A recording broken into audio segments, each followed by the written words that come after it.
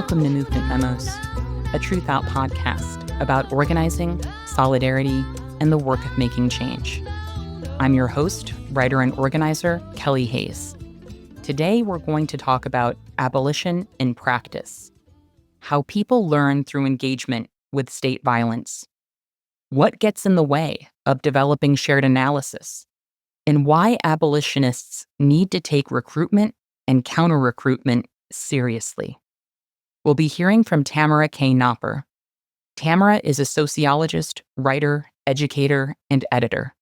She is the editor of Miriam Kaba's best-selling book, We Do This Till We Free Us: Abolitionist Organizing and Transforming Justice, and a researcher and writer of several data stories for Colin Kaepernick's Abolition for the People series.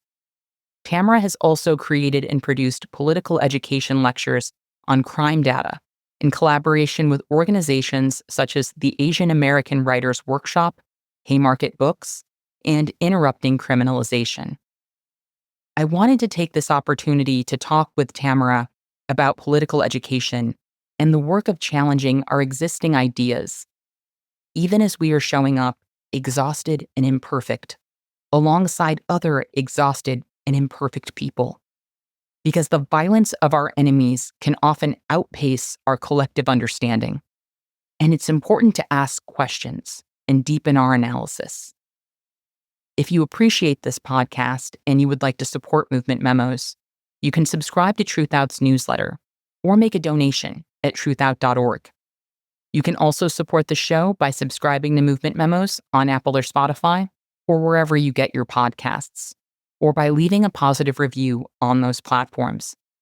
Sharing episodes on social media is also a huge help. Truthout is an independent news organization publishing stories that the craven corporate press won't touch. We are a union shop with the best family and sick leave policies in the industry, and we could not do this work without the support of readers and listeners like you. So thank you for believing in us and for all that you do. And with that, I hope you enjoy the show.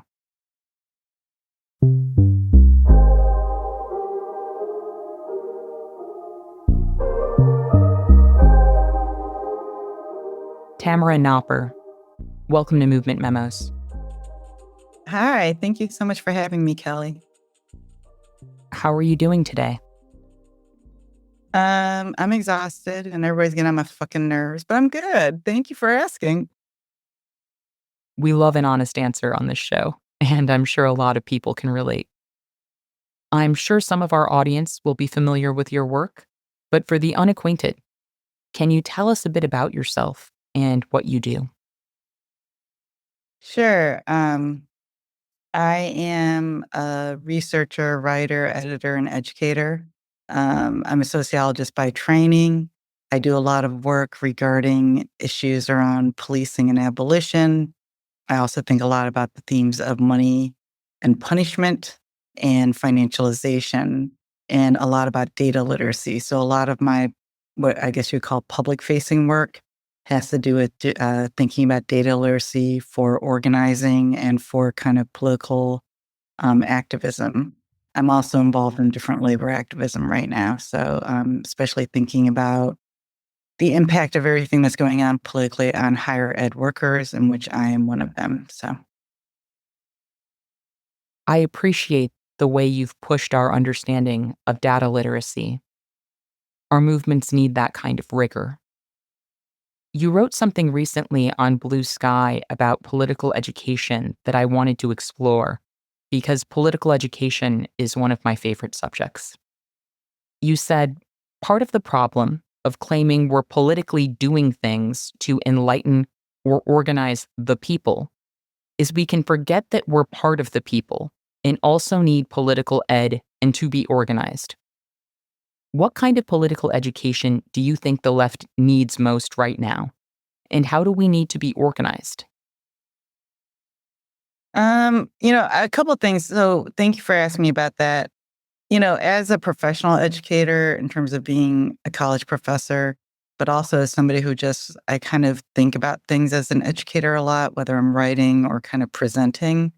And I've done a lot of, as you've mentioned, workshops on data literacy for activists and anybody who really wants to kind of learn.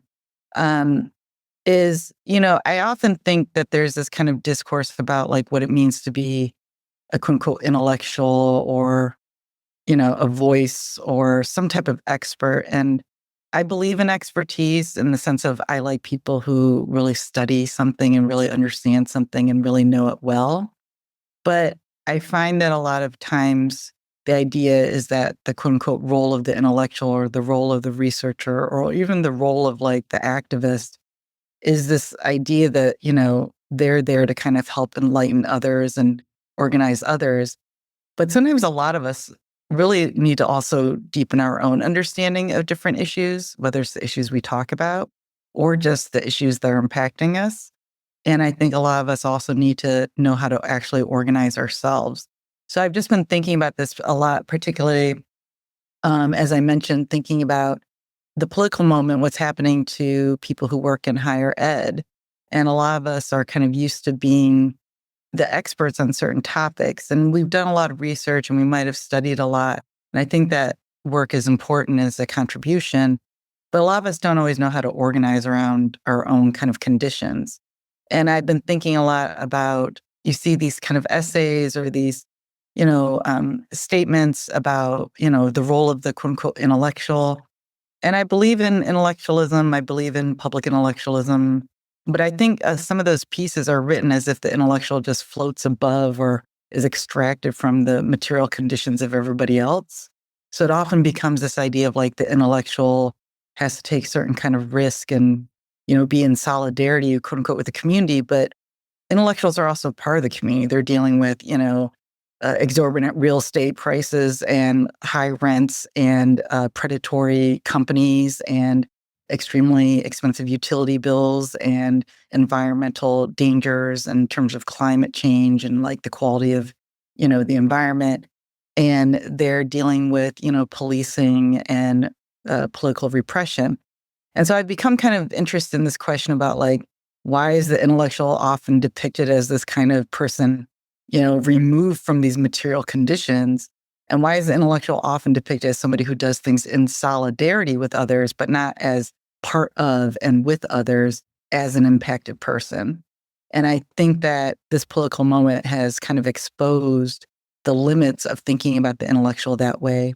Because as I'm trying to get involved more in terms of the labor activism regarding my own work conditions, I've just met and encountered many other researchers and faculty members who are accustomed to kind of being the experts on a topic. And they often sometimes think that their role as an expert is to kind of be that intellectual to help others understand the situation. But we're not often equipped to kind of actually organize around our own conditions. So if you ask me, what is some of the kind of political ed that I think people who fancy ourselves as leftists, radicals, enlightened people, intellectuals, activists, whatever we call ourselves, right? I don't know, I think a lot of us, one, could get a better handle on the conditions themselves. I think there's various ways to do that. So I don't think it's only about studying and reading books. But I do think there's a lot about our own literacy regarding conditions that could be useful. So I'll give you an example. I think a lot of us have really good critiques of the system, but we're not always that familiar with like some of the mechanics or how it's actually organized. I actually think sometimes liberals and reformists are better equipped with just knowing some of the kind of institutional dynamics of systems, sometimes because they work within them in a particular way. Maybe it's even because they have faith about them in a particular way. But I've actually encountered more people that have what I might consider more boring or milquetoast politics who actually have a better handle on kind of how an institution actually operates. And I think that that is important to be able to combine the political critique that I value and that I think is a hard fought political critique of institutions and structural violence, but to match it with kind of a clear understanding of how these institutions are actually set up, organized, who makes decisions, where, who pushes the button, right? Because I think it just helps us sometimes with our forms of resistance and our attempts to politically organize against these conditions and to change them. I also think that, a lot of us just need more literacy around actual skill building. I think that a lot of us have really useful critiques. We're very aware that things are awful, even if we don't totally know why they're awful or the extent to which they're awful. That's a really important starting point, is just to even have that kind of repulsion and to have that awful feeling about things, right? It means that we're alive and that, like, we want something different. So I want more of that energy, but I want more of that energy to be connected to some more skills. So part of why a lot of times my data literacy lectures have been set up like actual educational lectures and not necessarily like panels. And this is not to take away from panels. Panels are useful, is because I want to be able to really dig deep into kind of unpacking a lot of the mechanics and a lot of the kind of aspects of something like data. And if you look at a lot of the educational material that's available on things like YouTube and TikTok, frankly, it's people with bad politics. And but they're the ones who are sometimes taking the time to kind of do educational videos, but they got terrible politics and they have misinformation sometimes and sometimes disinformation, right? And so I think there's more room for like just, kind of breaking down certain kind of material for a broader audience in a very kind of organized fashion that's needed. But I also think a lot of us just need more skill building. What do we do with our anger, our rage, our fear, our commitment, our love? What do we do with all these emotions? And what do we do with our understanding of things? What is the form that we take, right? How do we actually, how do we actually enact that? And I think that requires certain skill building regarding organizing skills. So I personally am also trying to brush up on some of that for myself. And I think that that's something I see a lot of other similarly politically minded people also needing. When I'm in these spaces with them, I think a lot of us could level up our skills. This is definitely a moment when all of us need to level up. And I really appreciate what you're saying about how sometimes liberals actually have a better grasp of how certain systems function, in part due to their investment in those systems. I've found that to be true as well. And this is really a time to identify and bridge the gaps in our strategic knowledge. I've been really heartened by the political education efforts that have been underway here in Chicago. I remember one weekend I was putting on a big base building training, and I expected a low turnout because there was another important training that I knew hundreds of people were going to attend that day. But the room actually wound up being so crowded that we needed to bring in more chairs. And when it comes to Ice Watch, Know Your Rights, and community defense trainings, we've routinely seen hundreds of people showing up in person and 1,000 or more at a time showing up virtually every time there's a training. It's been incredible, and I am really encouraged by that participation because it indicates that people are feeling the urgency of the moment and responding by seeking knowledge. And that's so crucial. And we're really fortunate here to be the beneficiaries of the long-term labor some people and groups have put into the strategies and analysis that are being shared with us. Groups like the Illinois Coalition for Immigrant and Refugee Rights and Organized Communities Against Deportation, which have gamed out what it means to resist ICE through engagement with the municipal system and what state laws are in play, and how all of that affects how we move on the ground and what our options are.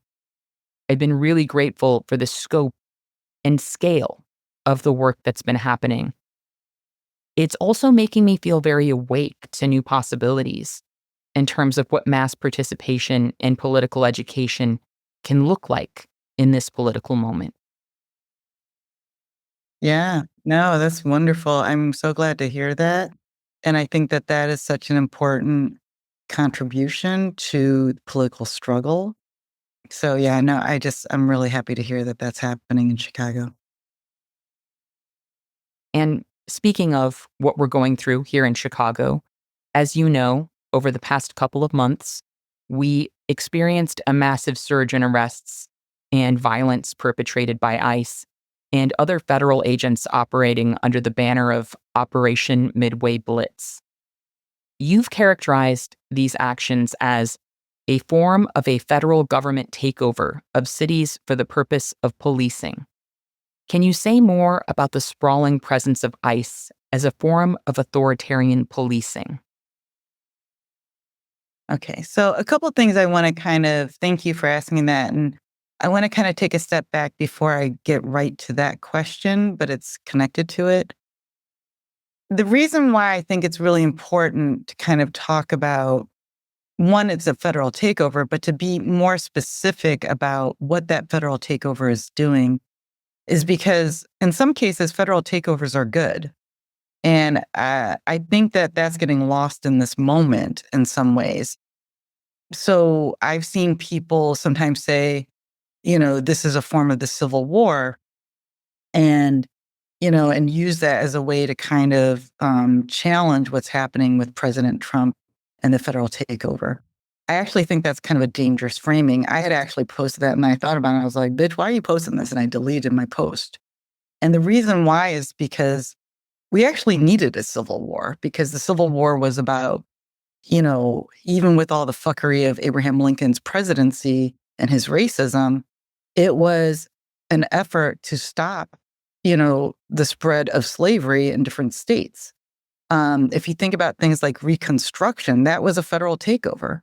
The majority of times where the military has been involved in urban areas is usually for uh, racist, fucked up things like, repressing urban rebellions. The historian Elizabeth Hinton has talked about this in her work. So there's all these awful things that the federal government has done, but in many cases, we actually need a federal government takeover because of how racist, how segregationist, and how reactionary a lot of the politics have been at different states, and not just at the government level of states, but at the public level of, uh, racist residents. So if you think about it, in some cases, the federal government sent in the National Guard to escort people to segregated schools because white people just didn't even want a black student going to the school. And I think the reason I bring this up is it's important in this moment, I think, to sort out the difference between when has the federal government intervened and taken over in ways that were necessary because of how racist and segregationist and discriminatory state governments or its residents were.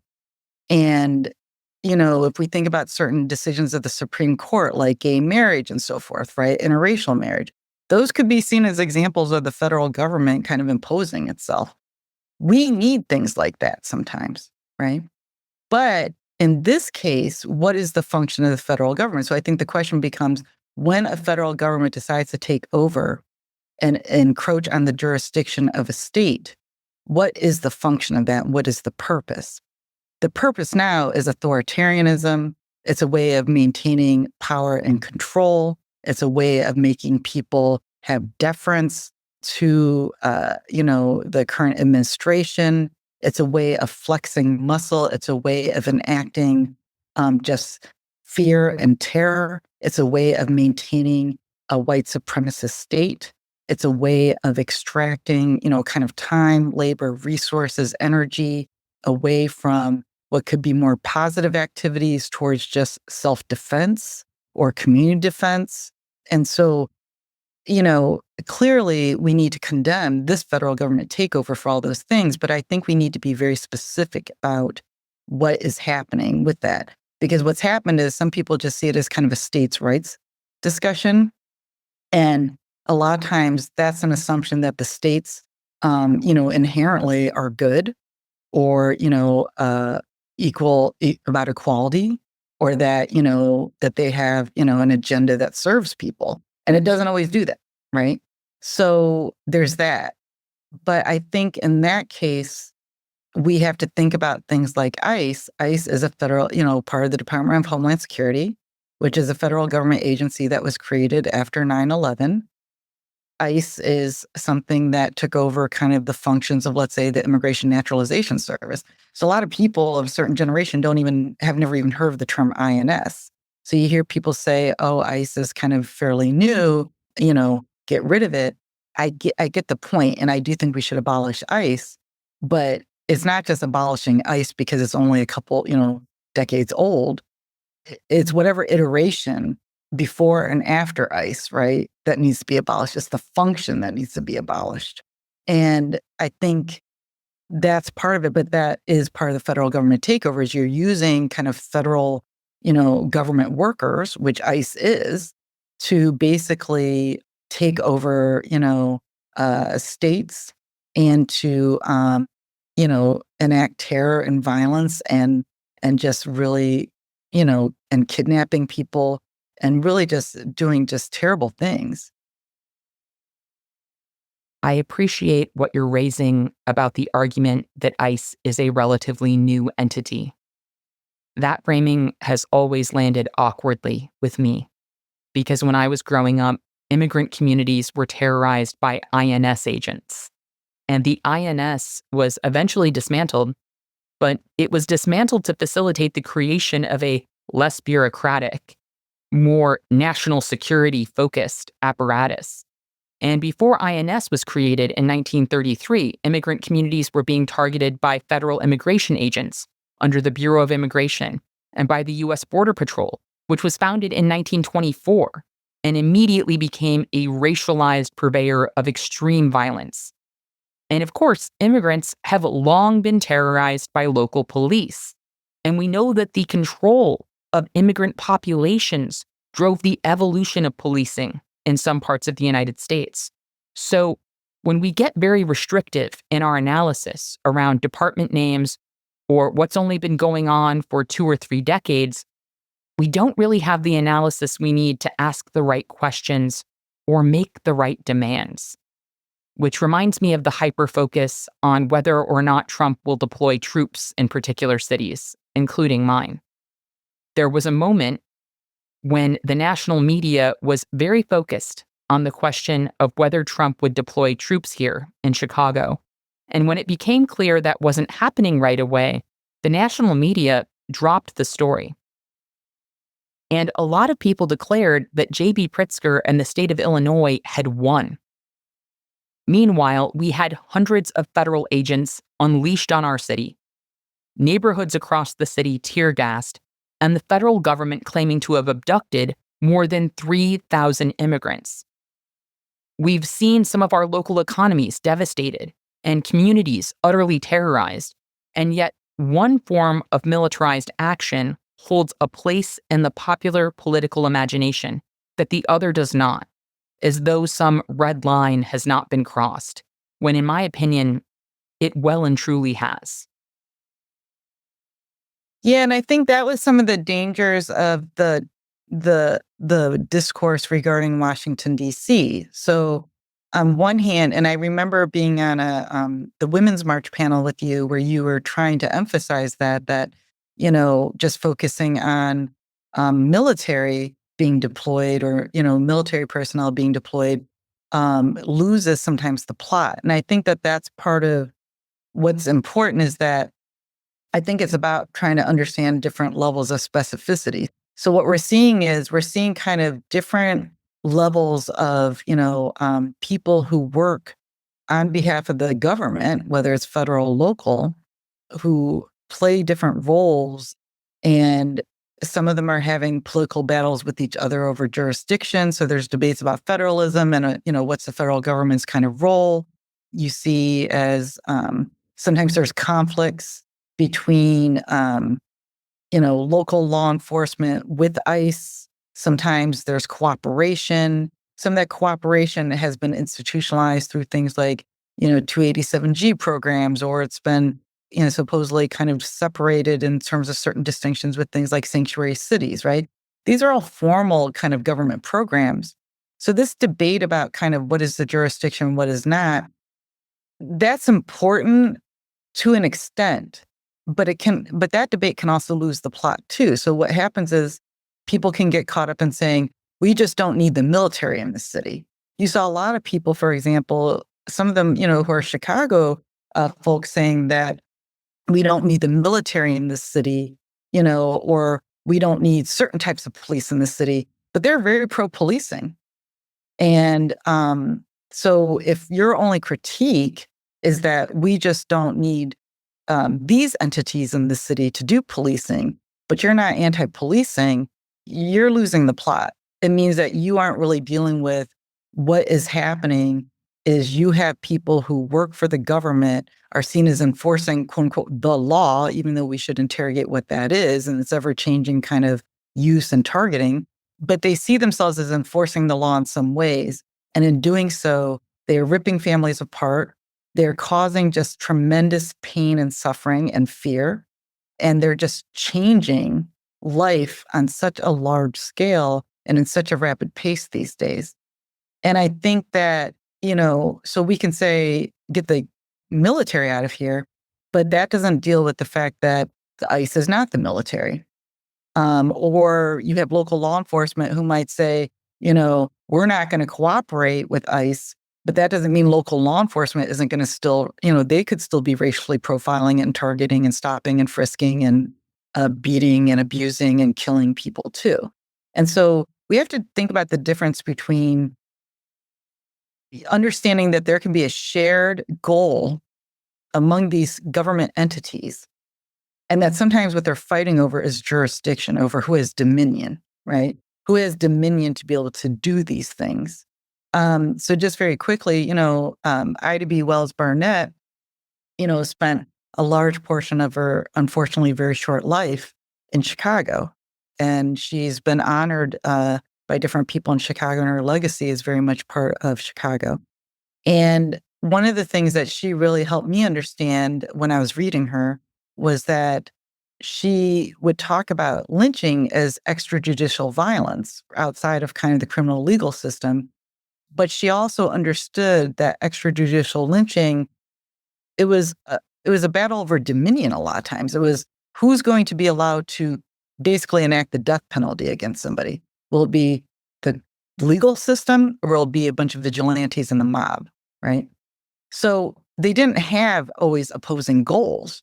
They just fought over who had dominion. And I think that's what's happening right now is you have a lot of different legal entities, government entities, they're involved in the captive, what are their jobs? It's to capture people. It's to put them into custody, and it's to put them into some type of custody that basically they're held against their will as punishment, and they're vulnerable to other forms of violence in the process, and other forms of violence that often get legally permitted or socially permitted, or both. And I think that it's really a battle over dominion, and thinking that it's just like a problem of, oh, this entity's here versus that entity. It's not a competition between the entities per se. And if we start to think about it as such, we lose the plot. What you're saying makes me think about the connection between stop and frisk and the so-called Kavanaugh stops of immigrants that we're seeing that are wholly based on profiling, and how you really can't separate the evolution of what the violence of policing looks like into convenient categories. What we allow one group to experience will always be further operationalized and deployed according to the interests of those in power. But people get confused by notions of who they perceive to be guilty or innocent, or what they believe will apply to them, or who they think is on their side. That's something we've encountered here in Chicago with so many newly activated folks in the streets. It's incredibly heartening, and it is absolutely necessary. But the number of people who are joining ICE Patrol and Rapid Response in this moment, the sheer volume means that we have a lot of people who haven't spent a lot of time analyzing the nature and harms of policing, working alongside people who have.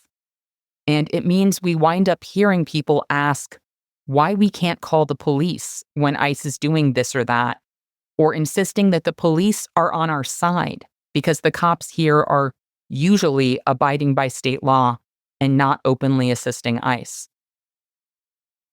I mean, we really have people here who believe that the Chicago police are part of some moral alliance against ICE, which is just absurd. The work we're actually doing, ICE Watch, as it exists in Chicago, evolved out of cop watching. It is built on that lineage, the legacy and the lessons of cop watching, which comes from the Black Panthers and the Black Liberation Movement. So I am hoping we can work toward an evolving understanding of the fundamental threats our neighbors face from all forms of policing and really bring this culture of vigilance full circle. Yeah, I'll be honest. One of the things I've been thinking a lot about lately is, on one hand, I'm, just extremely inspired by the level of opposition to what ICE is doing, whether it's people showing up for these trainings, people, whether they're veteran activists or people who are kind of newly activated. I mean, it's just really breathtaking to kind of see the level of disgust, the level of risk that people are willing to take, these confrontations they're having with ICE agents, the whistles, the kind of, coming out of their houses, the things they're trying to organize to kind of warn people. And so from highly organized to kind of newly organized and newly activated, it's just really breathtaking and it's really inspiring. At the same time, I've been wondering like what it means for abolition. And I don't know if it's actually taking a step back. I've been thinking about this because there's a lot of ways where, part of what was happening in the immigrant rights movement was an effort to kind of challenge the idea of the good immigrant versus bad immigrant. It was about trying to make inroads to the immigrant rights movement regarding a lack of consideration about abolition in terms of like people have been targeted through the criminal justice system.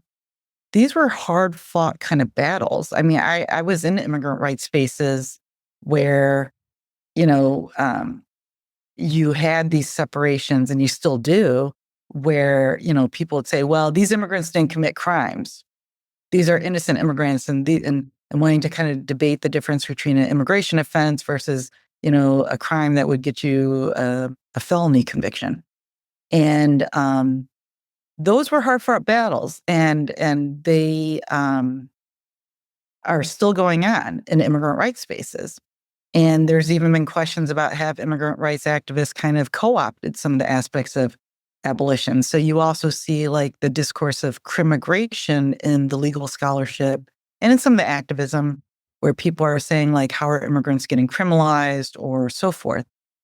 And on one hand, there's a needed usefulness to kind of the flexibility regarding the language of criminalization, right? Like it can be something that gets a lot of people to oppose certain things. It can be a basis of getting more people to try to rescue and save people from the jaws of this bullshit and the structural violence. These are all things we need, right? We need more people activated to kind of think about those things. But at the same time, we're still very much, and I don't have the answers for it right now. We're still very much relying on kind of discourses of innocence. We're still very much relying on kind of wanting to make sure that, quote unquote good or innocent or hardworking people can also be rounded up. And it's true, like everybody can be rounded up, right? So there are variations in terms of like people's, kind of stuff going on, right? But there's ways where I've wondered, on one hand, you know, we need self-defense right now. We need people activated. We need kind of just, freeing people by any means necessary, frankly, with what's going on and the level of aggression, chaos, and ramping up and just, a number of incidents that are happening right now against people. So we need all of this activation. But I do wonder what will happen. And I think there's going to be a lot of recovery work that the abolitionist movement is going to have to do, because in our attempts to rightly defend people, particularly immigrants right now, we're relying on a lot of these discourses of innocence and about exceptionalism and so forth. And we're kind of losing which direction to look from. I've been thinking a lot about like, we often use these frameworks of like, it can happen to this group, it can happen to you. And we usually talk about like a so-called respectable group, quote unquote, and say, if it can happen to a citizen, it can happen to you. But really it's, if it can happen to somebody at the bottom, it can always move upward. The target can always expand, right? If you have a concept of a criminal, you can just keep expanding what is a crime and it can always move upward. But we haven't been really encouraged to think about it that way a lot of times in our discourses, or even if we have been encouraged to think about it, the way in real time we try to get attention and support for people, and we should try to get attention and support for people and try to defend them. But the way we often do it in real time is to kind of start from like the respectable and say, oh, and we actually re-entrench the concept of the criminal. And there are just a lot of people who, unfortunately, you have a lot of people who are rightly outraged at what ICE is doing, but they're partly outraged at what ICE is doing because they see the people being targeted by ICE as distinct from the so-called criminals, and frankly, a lot of times from Black people, even though obviously ICE is targeting Black people too, right? And it always has been and is definitely doing so now. But there's a way where being able to kind of separate out or say, these people are different from these people, there's always a specter of anti-Blackness, Blackness, there's always a specter of criminality. And because we aren't really challenging sometimes just criminalization and the criminal punishment system and law enforcement, it means that sometimes we look at all these things as kind of exceptions. And then we also exceptionalize kind of the people who are being targeted that we do need to rescue. And we forget about kind of both the existing logic that made these targets, kind of possible now in this moment. But we also forget the people who've been targeted and who are engaged or who are still going through hell. As an abolitionist, I see a lot of opportunity in what's happening. Thousands and thousands of people across Chicago have attended ICE Watch and rapid response trainings. And embedded in all of those trainings is the rule that we don't call the police. People are being taught to respond to emergencies without calling the cops, because the cops aren't going to help, and bringing them to the scene introduces another threat to vulnerable people. Now, that's foreign to a lot of these newly activated people, especially folks who show up in the heat of the moment without having attended a training.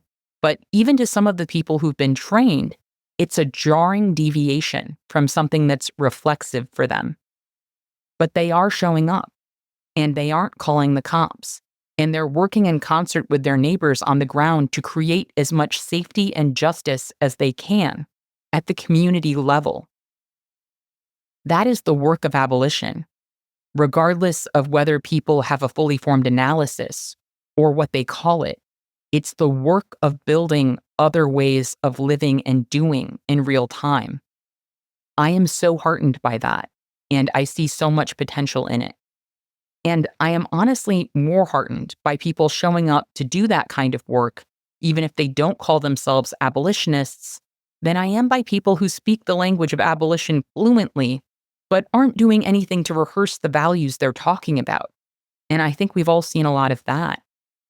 I also think a lot of people learn through engagement with these systems, like the people who've been getting brutalized by the state police at the Broadview ICE facility. For a while, it was federal agents brutalizing and gassing us outside that facility. For weeks now, it's been the state police, who Governor J.B. Pritzker insisted were being deployed there to protect protesters. He still says that. And yet, people are seeing and experiencing the brutality of those police on the ground. Most of the major movement moments I've been a part of have included some white people who came in seeing the police one way and learned through experience that the police aren't what they thought they were.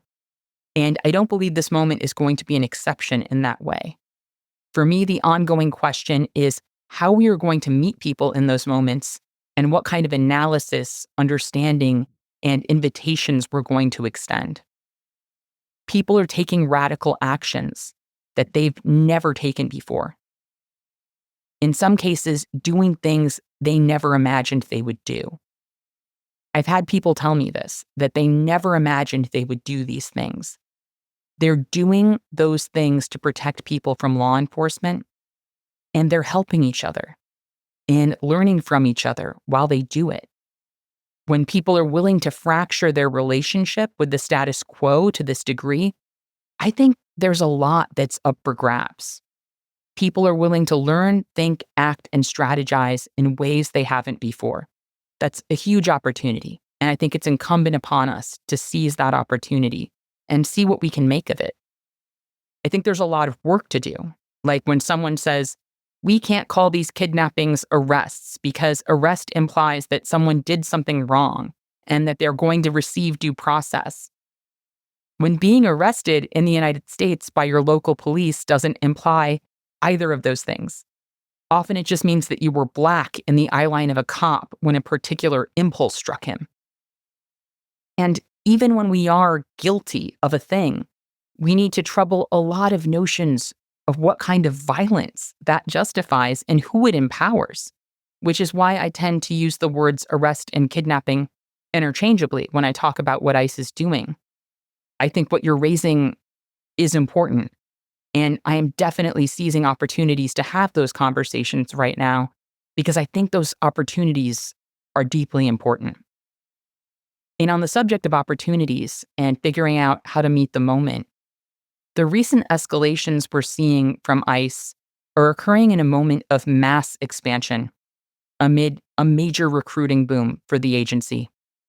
Notably, there hasn't been a major leftist counter-recruiting campaign organized around this. You've noted that, unlike the anti-war movement, prison and police abolitionists have failed to prioritize counter-recruitment. What do you think abolitionists can learn from the anti-war movement in this regard? So I used to volunteer for years for the Central Committee for Conscientious Objectors, which was an anti-war peace organization that existed for about 60 years, and they folded in the 2000s. And they came out of organizing regarding, the draft. And trying to, help people with draft resistance. But it's in 1973 that President Nixon gets rid of the draft. And so it becomes what is known as the all volunteer force. And this is something where you start to see, one, just some changes in kind of like what would be considered kind of military benefits. So if you look at it, it turns into all volunteer force. It gets rid of, kind of a draft. On one hand, that's a good thing, right? People aren't forced to be in the military in the same way. But what it does is it also kind of plays, it challenges some of the resistance strategies because there was a certain amount of opposition to the draft and organized resistance to the draft and organized resistance that came with a lot of penalties. There's more scholarship being done about how, different anti-colonial organizations, civil rights groups, right? A lot of people of color were, went to prison because they refused to serve in the military during the draft. And so there's just a lot of really important work that still needs to be done to kind of bring more of that history to the surface. But when it turned into the all volunteer force, it basically becomes, kind of a job program. And one of the things that, when we think about it, being a service member is a government job. The Department of Defense, which houses the military, is the largest employer in the world. I mean, in the world. And, and so a good portion of just people who are employed in the United States, but who also are government workers or public workers, work for the military. And if you look at the military, the starting wages aren't that great. And I'm not necessarily advocating that they should get better wages, but they often get a lot of kind of what we might consider, benefits, but these are kind of employee benefits. One of the things I didn't mention when I introduced myself is some of my research is about kind of increasingly about employee benefits and thinking about the role of kind of employee benefits as a form of labor control. Employers kind of give more and more benefits, some of them that are not even legally required for them to do. But what is the function of kind of giving employees more and more benefits? It's sometimes a way to try to, it kind of takes the function of government instead of having, social services and programs just be freely available from the government, which they should be. They sometimes are offered through different ways through kind of an employer-sponsored benefit, but it also becomes a way of sometimes maintaining certain control. So what you see is this transition to all volunteer force. you also see just kind of a ratcheting up of military benefits. So, the historian Jennifer Middlestead, and I hope I'm pronouncing their name correctly, has written about kind of the military welfare state and just like how large it is and, how much funding it goes into. But it creates this kind of major kind of welfare state, not just only for service members, but also for their families in a particular way. And that's kind of some of the ways that, it also becomes a recruitment tool. And so when you turn to the all volunteer force, you got to try to recruit people. And you often recruit them by talking about kind of the job and job benefits. But you also use discourses about like honor, status, service, and so forth. These are some of the same ways that people try to recruit people into ICE. And so if you look at kind of, ICE's website and some of the recruitment, it's about like, here's what you can start with. Here's the starting salary. Here's the benefits and the bonuses that you can get. So it's all this kind of job recruitment stuff. But also part of the way that, they kind of market things like ICE or law enforcement or the military is about kind of honor and status.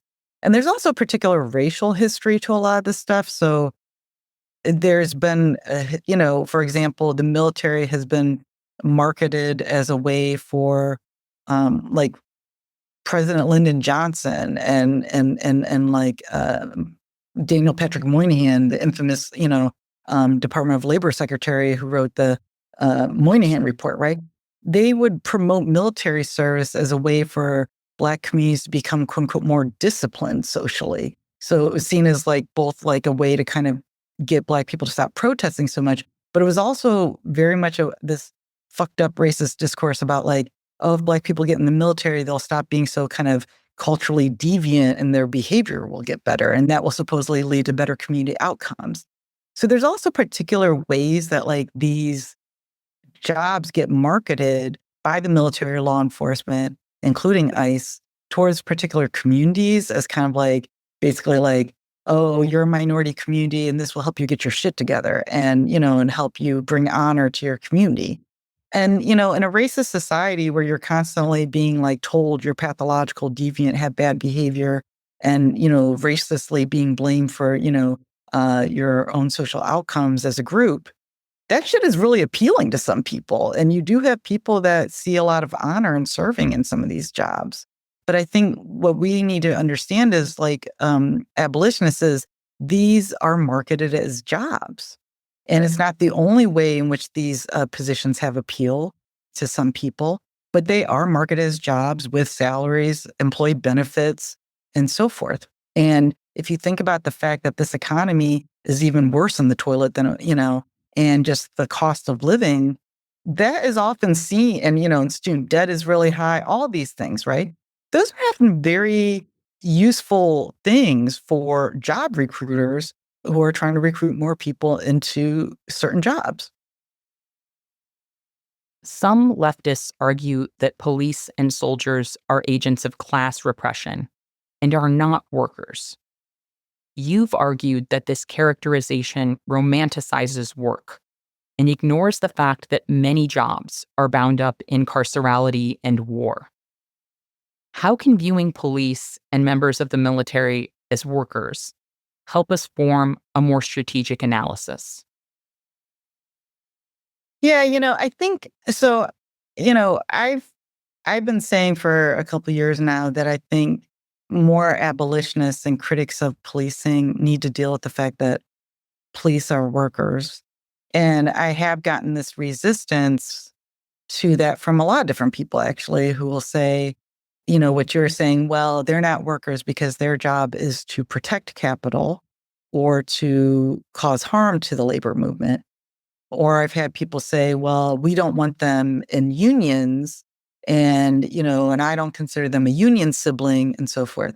And I get all of those critiques. And so, but part of it is, the main way in which a lot of people are being recruited to do this work is as a job. And also more specifically, government workers. And I keep stressing that they're government workers because I'm somebody who believes in needing a government. I think that we need to have an apparatus that provides public goods and services and that also, has certain policies for the public good. So I might be different than somebody else who might say we don't need government or who assume that the state can only be about violence. I don't assume that the state's only function can be violence.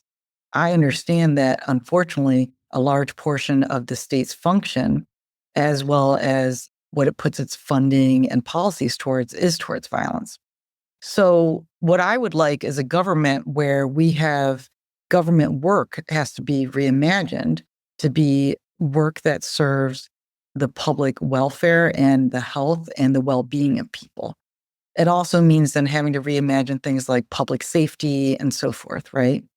And so, one of the things is the reason why I think more leftists and abolitionists need to deal with this is because if we just say we're going to ignore you as workers, we're missing a big part of how people actually end up in those positions in the first place.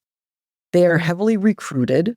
There's a lot of money. When I used to work with volunteer for CCCO, we would talk about just the sheer amount of money and kind of cultural efforts into recruitment. Like there was just so much recruitment. And I volunteered with one of the programs at CCCO was the counter military recruitment.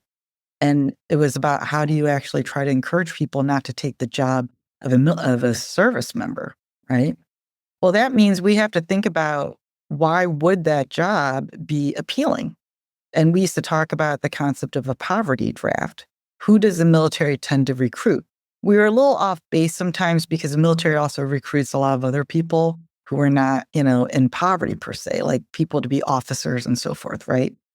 But we're trying to get at the point that a lot of times the military is selling you the promise of a job.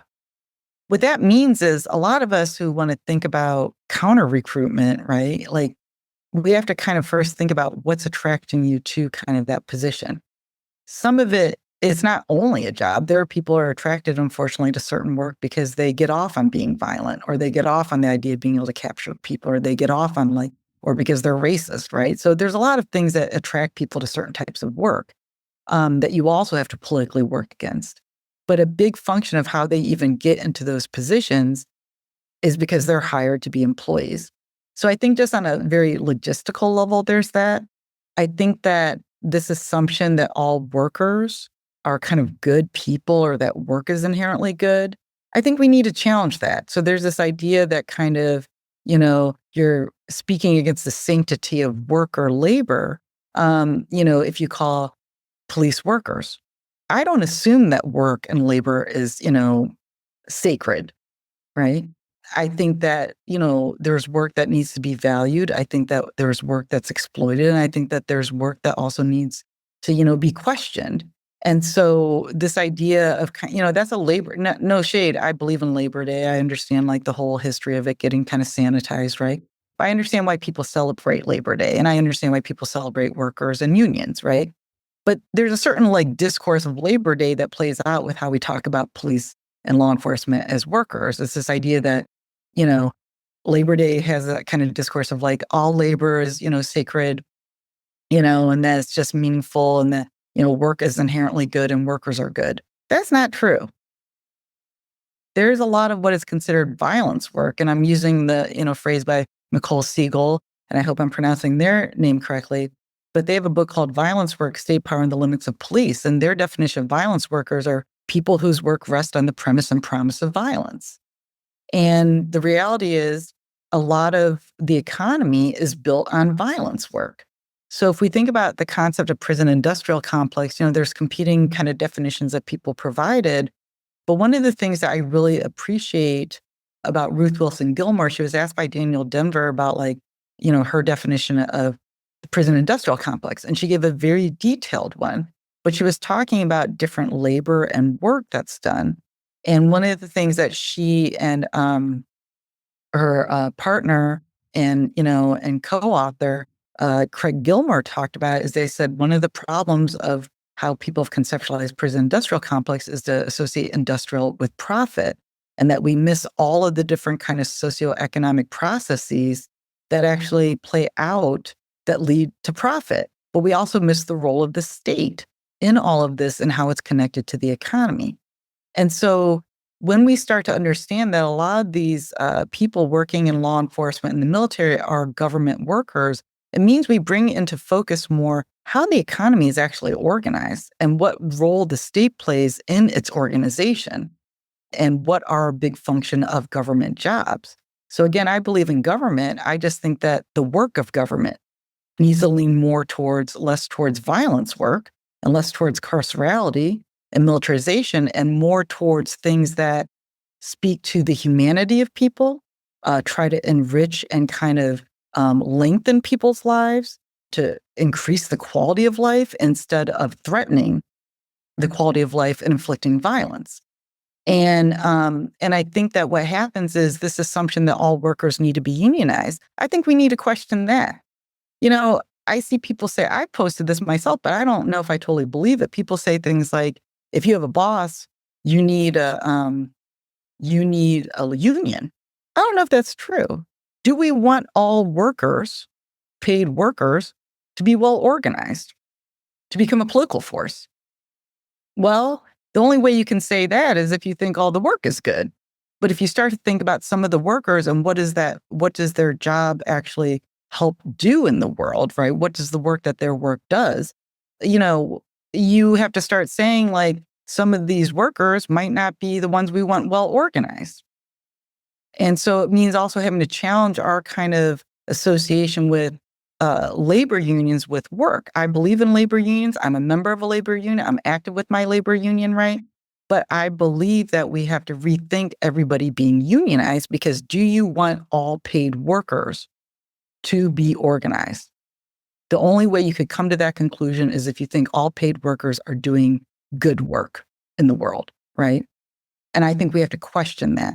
The other thing is you can support capital and still be a paid worker. Like this idea that like you're a paid worker and that you have inherently good politics as an individual or the job you're doing really misses like again how the economy is organized and how a lot of it is organized around carceral work, right? If you think about just the sheer number of people who work for the Department of Homeland Security, which houses ICE. The Department of Homeland Security has over 260,000 employees, right?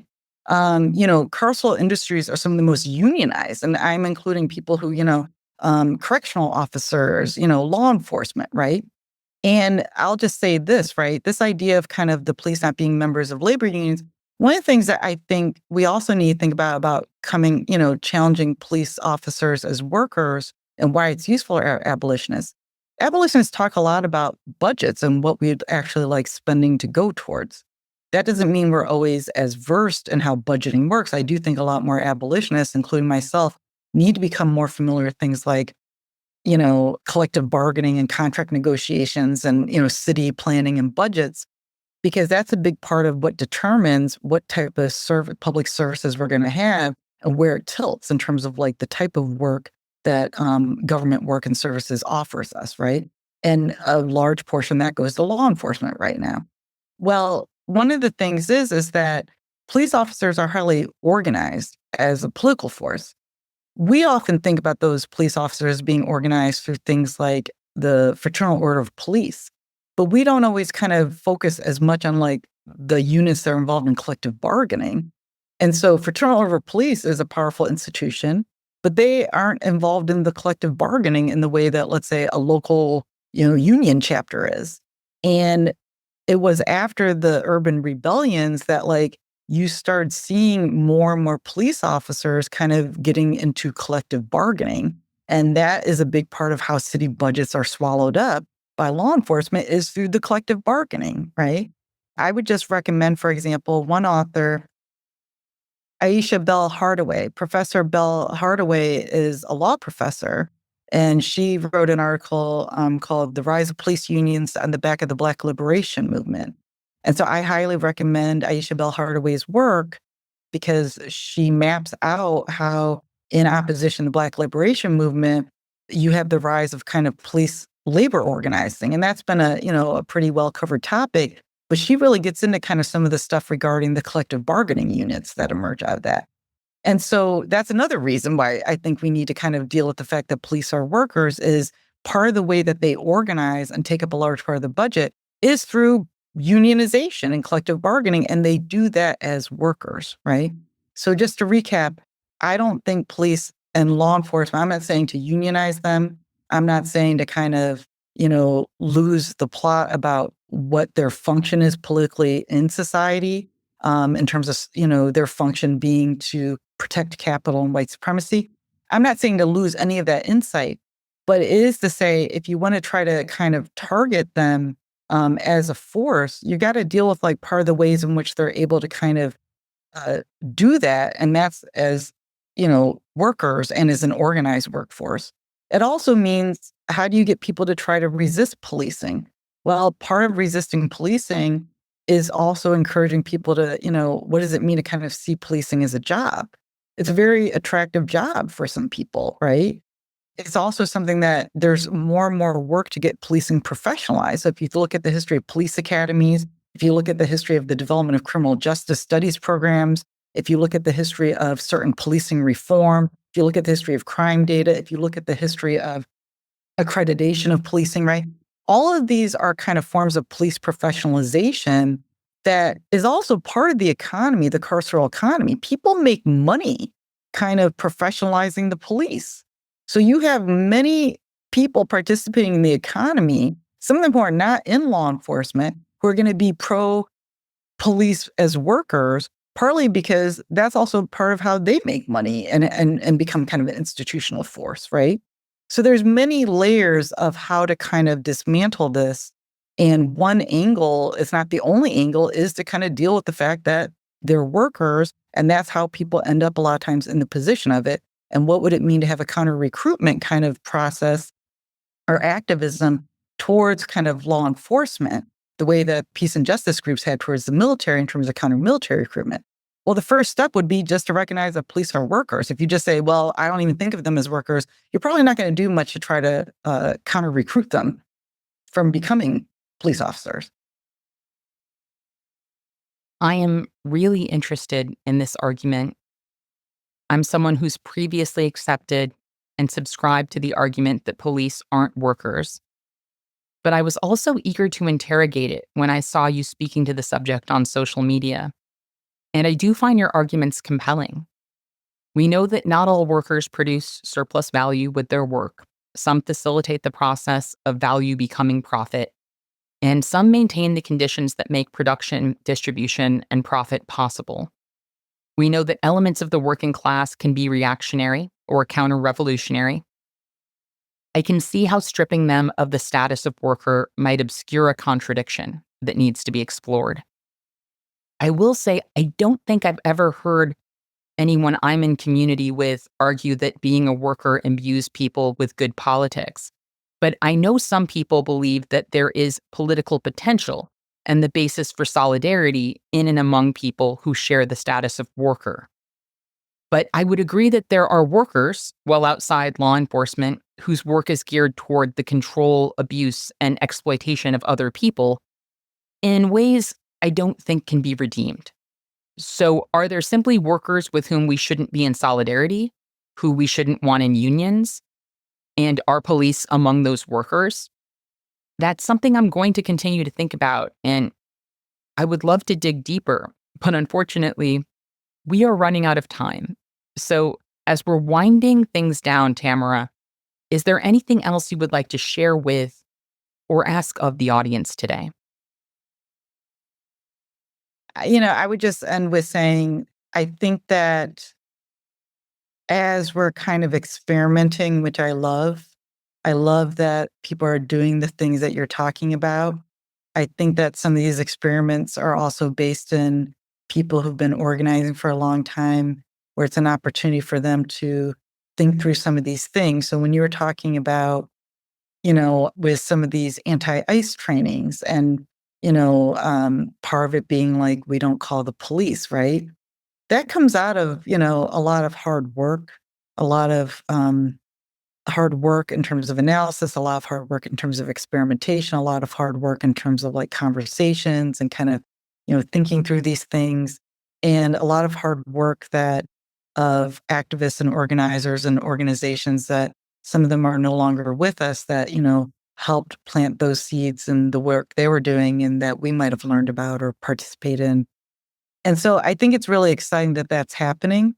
I think along with that happening, I think that we need to always balance experimentation with deep study and with just getting more and more clearer on like what we're dealing with and to figure out what to do with that clarity, right?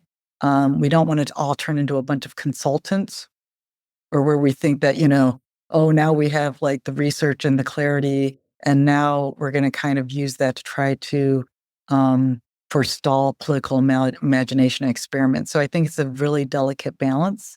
I haven't totally figured that out yet, but I do think there's always room for us to have a better, deeper understanding of what we're dealing with, to not see study and political analysis as contradictory to experimentation, to organizing, and to activation. I don't think I'm the only one who thinks that, so I don't want to say it's an original thought, but I would say that that's kind of the stuff I'm trying to balance in the world, and I have a feeling maybe some more other people are trying to as well. I appreciate the shout out to people whose hard work has helped frame this moment of mass activation and experimentation. In Chicago, organizers with groups like the Illinois Coalition for Immigrant and Refugee Rights and Organized Communities Against Deportations, who have worked for years to limit ICE's reach in Illinois and Chicago, which has included fighting for protections for criminalized immigrants. These folks always acknowledge the lineages of Black struggle and the many decades of immigrant rights work that inform their efforts. And building upon that organizing, neighborhood groups like Protect Rogers Park, which started creating its community infrastructure back in 2017, have become touchstones for community defense projects that have sprung up over the last couple of months. And now, in a moment when ICE is scaling down its efforts in Chicago over the winter and attacking people in warmer cities, I hope we will take Tamara's advice and use this time to deepen our analysis and sharpen our skills. Of course, there will still be ICE attacks in Chicago. That violence was occurring before Operation Midway Blitz, and it will continue to occur. But as the constant alerts die down, we may have a moment on our hands to take a breath, regroup, learn together, and prepare together for what's ahead. In our next episode, we'll talk a bit about what we've learned so far from what's happened in Chicago over the last couple of months, in the hopes that our experiences here might be useful to people who are now being flung into the same situation, or soon will be. Tamara, I want to thank you so much for joining me today. I really appreciate the opportunity to hear your perspective, and I think people are just going to learn so much from it. Thank you so much. I appreciate it. I also want to thank our listeners for joining us today. And remember, our best defense against cynicism is to do good and to remember that the good we do matters. Until next time, I'll see you in the streets.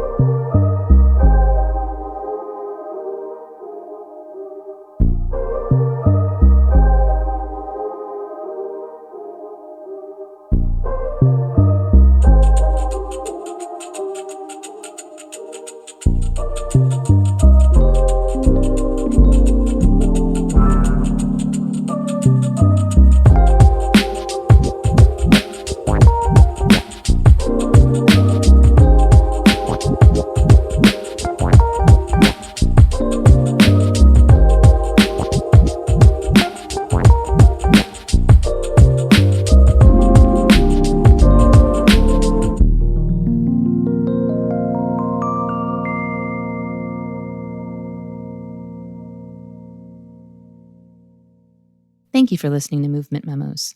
This show wouldn't exist if it weren't for Truthout, and Truthout's independent news and commentary wouldn't exist without listeners and readers like you. We have no paywalls, no corporate sponsors, and no ads, except for fundraising appeals like this one. So if you can and would like to support our work, please consider dropping by truthout.org to make a donation today.